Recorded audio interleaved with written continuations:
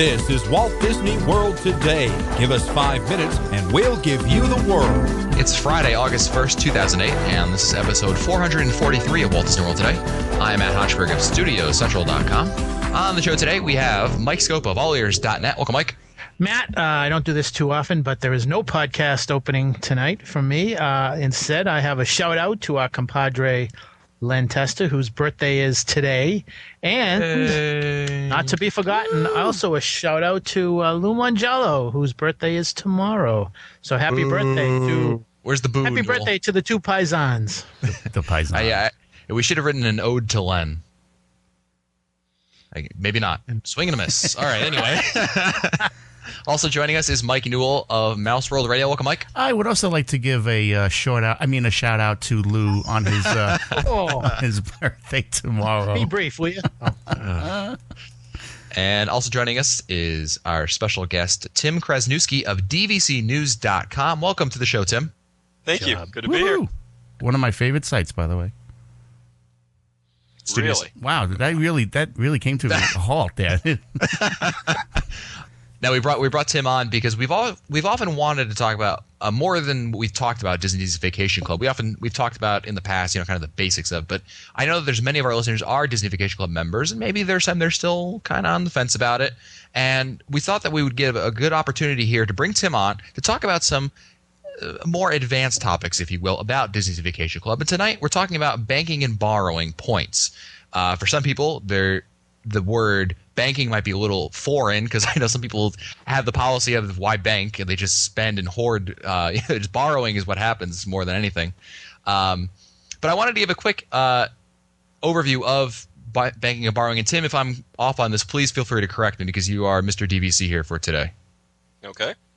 Basically, if you own Disney Vacation Club shares, you don't own a certain type of accommodation for a certain week each year like most timeshares. Instead, you purchase points that renew annually. And these points are like dollars at a hotel. Different accommodations, for example, at a studio, 1-bedroom, 2-bedroom, Grand Villa, are different point prices, quote unquote. The same accommodation type, a studio at Old Key West, for example, is priced differently depending on the time of year, more expensive when it's busier. So as long as you aren't booked and you have enough points, you can reserve any type of accommodation any time of the year. If you have points left over at the end of your use year rather, you can bank them for future use. Likewise, if you need points a particular year, you can borrow them from a subsequent year. It just gets a little more complicated than that, but that's basically that's the basics of it. Does that sound right to you, Tim? Yes, that's correct. Okay. Yeah. DVC is the opposite, I guess, of the traditional timeshare model, which is you purchase the rights to use a 2-bedroom accommodation in week 50, year after year after year at the same resort. Right. That's the more traditional timeshare model. DVC is based on points. So not only can you reserve different dates, different resorts, different room sizes, you can reserve multiple rooms for the same dates if you want to bring friends and family members along.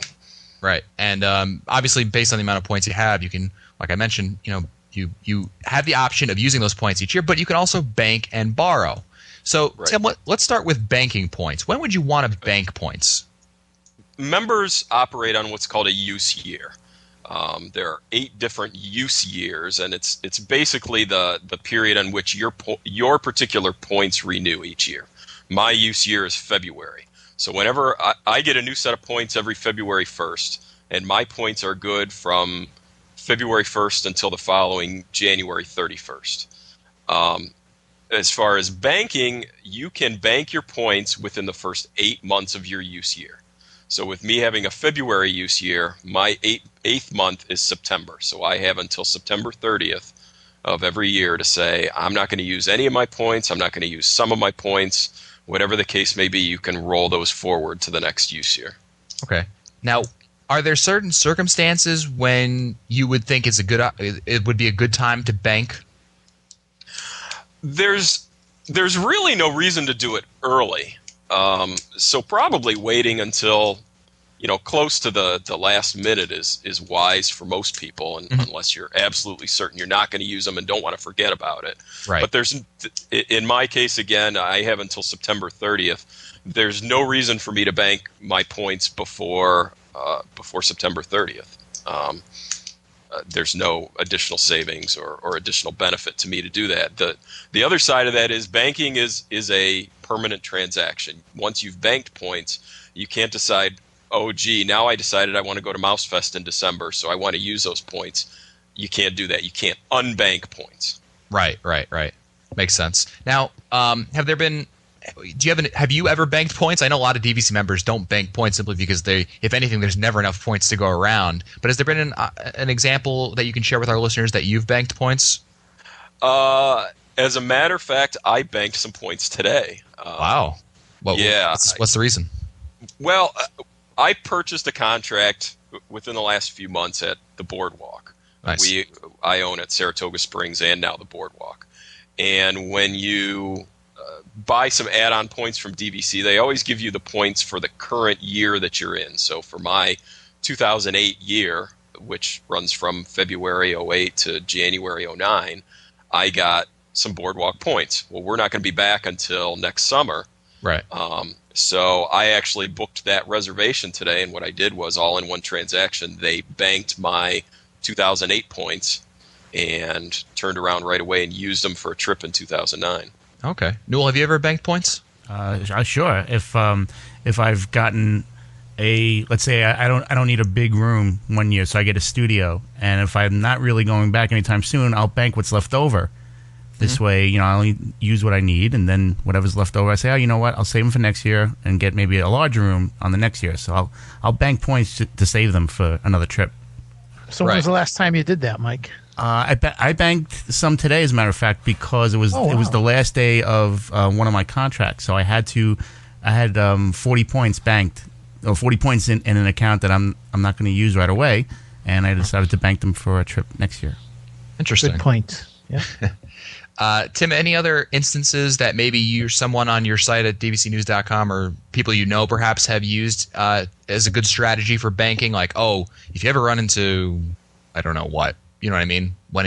Is there some kind of a circumstance that you've heard about that would be probably a good tip for people to maybe bank on? Well, the banking and borrowing rules, and I know we'll talk about borrowing in a second, but essentially what they do is they give you access to 3 years' worth of points all at once. And one of the things that can allow you to do is to buy a small contract and use the points within that contract to book a stay at that resort, say every 3 years. And that's exactly what I did in my case. Today, when the contract we own at the Boardwalk is only for 40 points. Mm-hmm. And we bought that a few months ago. The 2008 40 points we aren't going to use again in 2008. So when I called today, I wanted to book a room at the Boardwalk for 2009 that coincidentally cost exactly 120 points. Well, what I was able to do in that one transaction was bank my 2008 points into 2009, and I borrowed my 2010 points into 2009. So that gave me 3 years worth of points, or 120 points, which is exactly what I needed. Nice. So these days, I think as people are getting more used to the rules and the nuances of the system, you can buy these smallish contracts at resorts and have it be your only holding there. But that gives you the ability. The resort you own at your so-called home resort, you can book 11 months from the day that you want to arrive at the resort. So here with this small 40-point contract at the Boardwalk, every 3 years I can use 3 years worth of points to book a room at the Boardwalk at 11 months out. Now that's actually a very good strategy. How long can you bank points for? When you bank a point, how long is it good for? Does it ever expire, those points that you bank? You can only bank them 1 year into the future. Okay. Banking essentially rolls the points forward to the next use year. And then if you don't use them, they're gone. Yes, they expire. Yeah. Okay. And in theory, when you go to book using that contract, then DVC should take the banked points first. Right. So when I banked 40 points into 2009, if my trip in 2009 was really only for 60 points, what they would have done was use the 40 that were banked first and then take 20 from 2009, so that you'd be getting rid of those banked points before using any other points. Interesting. I think that's pretty good introduction there to banking. Now, borrowing, something that I think a lot of DBC members know about. Why don't you quickly explain to our listeners what borrowing in essence is? I think it may be fairly straightforward, but it's DBC. It's always a little more different than maybe you might think. Yeah, borrowing is just it's the same concept as banking. You're just moving points from one use year to another. Mm-hmm. If I guess again I'll fall back on my situation. I was booking a trip for 2009 and I needed some additional points, so I borrowed them from my 2010 use year. And what that does is it just moves the points up a year. Points that would normally have been good from February 1st of 2010 to January 31st of 2011 were moved into the year, so now they're good from February of 09 to January of 10. Okay. And I'm sure, I think this is about saying you've borrowed. I mean, you already mentioned your plan for 2009 at Boardwalk, but have you borrowed points previously to that? Yeah. Oh, yeah. Okay. Newell, I'm sure you've borrowed points also? Yeah, one year I did something similar with Tim that I banked for a future trip and borrowed for the same year because we got 2 Granville units, so I needed like 3 years worth of points just to cover all that. Interesting. One of the things that I wanted to talk about, obviously banking and borrowing is using them in tandem is a good strategy, like Tim, you mentioned earlier, in terms of what your plan is for next year. I'm wondering, I know certain things with DBC points aren't probably the best idea. We had talked a little bit before we started recording about how the Disney Cruise Line using your DBC points might not be the most economical idea out there. Mm-hmm. Is there any instance where banking, borrowing, or both isn't a good idea? I think borrowing is, well, in both cases, you have to be careful that you don't jump the gun, so to speak. We already covered, not banking before you really need to. Mm-hmm. Banking is you don't want to bank before you have to. Borrowing is similar in that when you borrow the points, when you make that call to make the reservation, the points are borrowed and they can't be unborrowed. If my plans change for 2009, those points that were borrowed from 2010 into 2009 stay there. I'll still have some flexibility for using them some other time in 2009, but I can't return them to my 2010 use year. It's like a time travel conundrum. Once you go back, you can never, Exactly. So that's interesting, though, that once you bring them in, you're stuck with them. Is that also the same case with banking them? If I decide today I want to bank my points, then tomorrow say, it would be perfect for me to go and use them this year, in fact. Can I undo that banking process? No, you cannot. Locked in stone, huh? They're both permanent, right? Interesting. Right. Interesting. Newell, have you run into any strategies with banking and borrowing over the years? Something that works for you, perhaps? Well, since I go at least once a year, I usually keep the same contract year, the same use year of the year I'm going. If you're a family that decides to go every other year, my brother-in-law does that, where he'll borrow or bank for a trip and then save for the 1 year and not go for the whole year, and then go the following year, and he'll bank and borrow. This way, he's got enough points to cover a 2-bedroom unit or something larger for his family. So it depends on. That's a good point, because you don't. I think there may be a perception among some that you have to be an annual visitor to be a good candidate for DBC, and with the banking and borrowing, that's really not necessarily true. Right. Exactly. If you want to go and spend 2 or 3 weeks there every other year, or even every 3 years, you can do that because the banking and borrowing rules allow you to do that. Tim, I got a situation for you, a hypothetical situation. Tell me what you think you would do in this case. You're planning a trip for next year, so you want to borrow some points, maybe to bump yourself up from a 1-bedroom to 2-bedroom unit. You want to bring some friends down with you, whatever it may be, and you're looking at it now. Traditionally, as I think we mentioned earlier when I was explaining points, that point values differ from not only resort to resort but also night to night. Sure. Would it be best for you to first look at the point values? Because I know that weekends, like Friday and Saturday nights, they cost more points than regular nights, right? Than like Correct. any other nights of the week. Yes. So let me ask you this: would you, if this was your trip, Tim, would you borrow enough points to make up for Saturday and Sunday, or again, this is assuming you're staying for a week. Let's just say if you're staying for the week, would you borrow enough points so you could stay Saturday and Sunday using points, or would you not use your points for Saturday and Sunday, not borrow those amount of points, and pay cash for Saturday and Sunday? I hope that made sense. Yeah, that did make sense, and I think you'll meet members who take both approaches to it. Me personally, I think we've been members for about 5 or 6 years now. I think we've used points for one weekend night in that whole time. So we tend to favor the let's stay elsewhere, whether it's and pay cash. Whether it's a Disney hotel or someplace on outside of downtown Disney or whatever the case may be. For that one move during the trip, I don't find that to be a terrible inconvenience in light of what it really does cost extra to stay on a weekend. Okay. I've actually got, now we go from hypothetical situation to a real situation. One of our listeners, Choi from New York City, wrote in. I thought, usually we say these for our listener question shows, but I think you'd be the perfect person to answer this for him, Tim.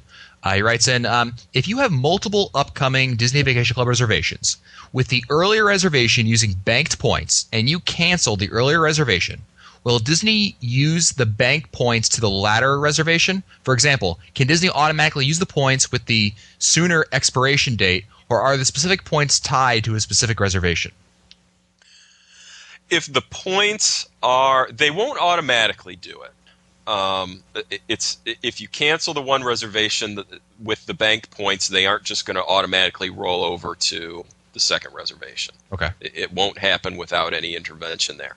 If the points have the same home resort, they're all Saratoga Springs points or they're all Animal Kingdom Villa points. If the points have the same home resort, they will usually go into the computers and be willing to make that change for you.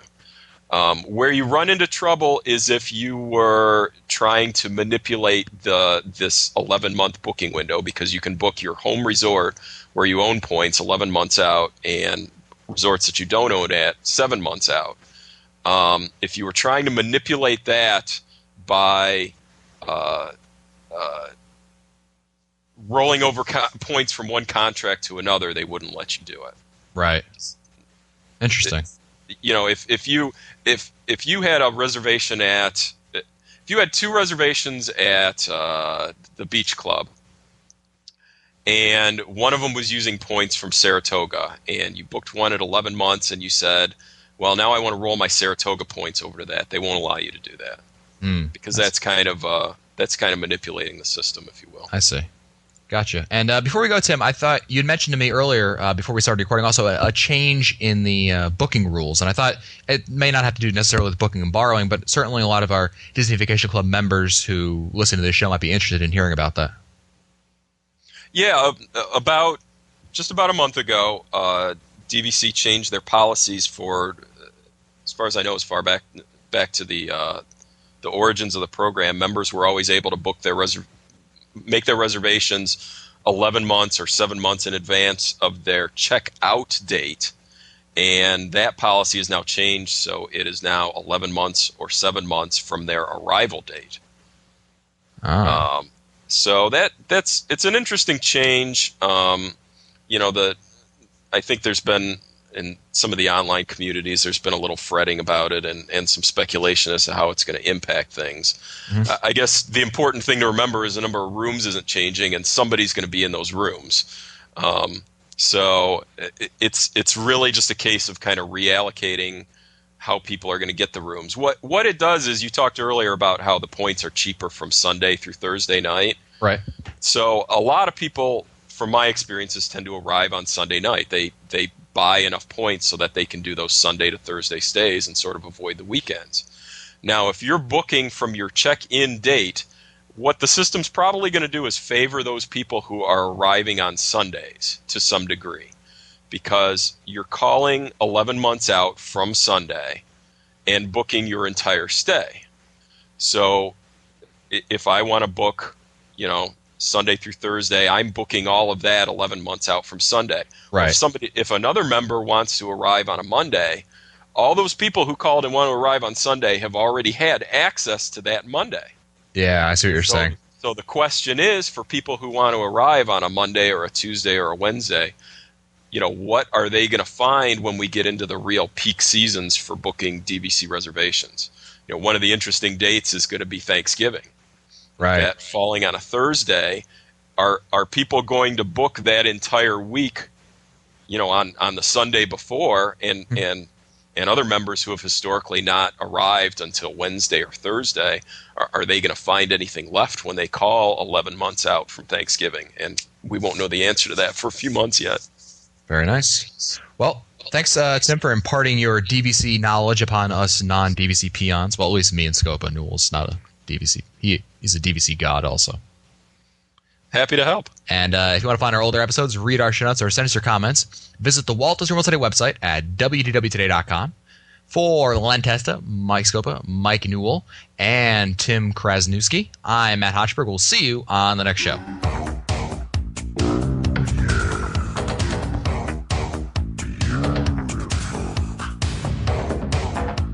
Moncello,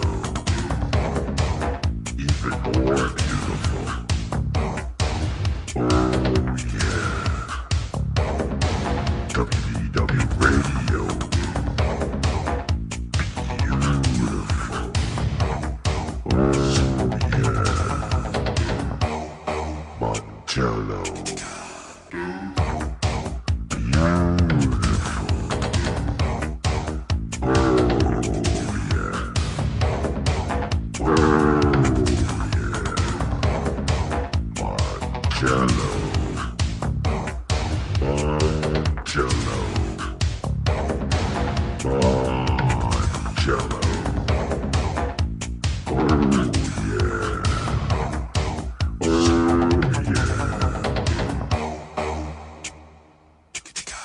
This has been a production of Mouse World Radio.